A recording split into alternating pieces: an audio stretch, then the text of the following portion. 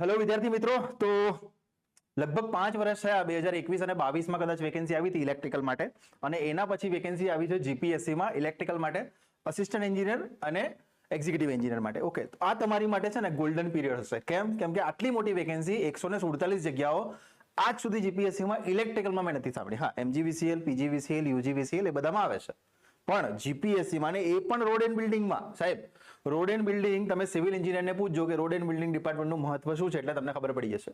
બરાબર, તો એ જ ડિપાર્ટમેન્ટમાં રોડ એન્ડ બિલ્ડિંગમાં જ ઇલેક્ટ્રિકલ માટે વેકેન્સી આવી છે ને, એ પણ કેટલી?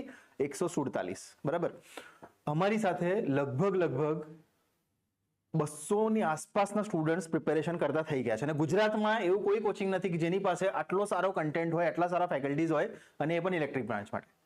અને ઇલેક્ટ્રિકલમાં બધા જ સબ્જેક્ટ્સ, મૃણાલ સર છે આપણી પાસે, પ્રચિત સર છે આપણી પાસે, બીજા 3-4 ફેકલ્ટીઝ છે જે ઓલરેડી ગવર્મેન્ટમાં છે, અને એ લોકો આપણે ત્યાં ભણાવવાના છે. બરાબર, તો આટલી મોટી વેકેન્સી કોઈ વાર નથી આવી, ને કદાચ આગળના ભવિષ્યમાં પણ નહીં આવે. કેમ કે હવે શું છે, 2025 ચાલે છે. બરાબર, 2025 ચાલુ છે, 2026માં લગભગ તમારી એક્ઝામ છે, 2025 ઓક્ટોબરમાં, જૂનમાં તમારા ફોર્મ ભરાવાના છે.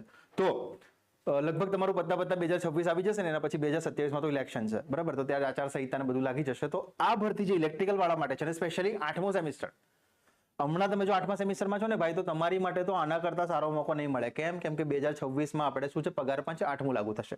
તો આવી વેકેન્સી બીજી વાર નહીં મળે, આવો મોકો નહીં મળે. તો પ્રિપેરેશન સ્ટાર્ટ કરો. પ્રિપેરેશન સ્ટાર્ટ કરવી હોય તો શું કરી શકો છો? તો આપણે ત્યાં ઓલરેડી જે બેચીસ ચાલે છે એની હું તમને ઇન્ફોર્મેશન આપું. તો આપણે ત્યાં જે બેચીસ ચાલે છે એમાં ઇવનિંગ એટલે કે આપણી પાસે રેકોર્ડેડ સેશન્સ છે. આપણે રેકોર્ડેડ સેશન્સ આપી રહ્યા છે, અને લાઈવ બેચ પણ આપણે ઇન્ટ્રોડ્યુસ કરવાના છે.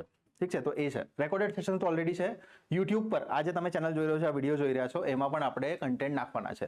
તો આ બેચ પણ તમને મળશે. આમાંથી ફ્રી કન્ટેન્ટ પણ મળશે. હું નથી કે બધું પેડ છે, પણ હા, પેડમાં આપણે વધારે મહેનત કરી છે. તમને ટેસ્ટ આપ્યા છે, તમને બધા સેશન રેકોર્ડિંગ કરીને આપવાના છે, અને એક ટાર્ગેટેડ સ્ટડી આપીશું કે ભાઈ આટલું તારે કરવાનું છે, અને તમારી પાસે સમય છે. એવું નથી કે સમય નથી. તો આપણે હમણાં ફેબ્રુઆરીમાં છે, તો આપણી પાસે માર્ચથી લઈને ઓક્ટોબર સુધીનો સમયગાળો છે. એટલે માર્ચ, એપ્રિલ, મે, જૂન, જુલાઈ, ઓગસ્ટ, સપ્ટેમ્બર અને ઓક્ટોબર, એટલે લગભગ આપણી પાસે 8 મંથ છે. 8 મંથ. અને આપણી પાસે લગભગ 12 થી 13 આપણા ટેકનિકલ સબ્જેક્ટ છે, અને બીજા 8 સબ્જેક્ટ જે છે આપણા એ નોન ટેક છે. તો આપણા આ બધા જ બંને સ્ટડી આપણે કરાવવાના છે. નોન ટેક, ટેક બધું જ તમારું થવાનું છે.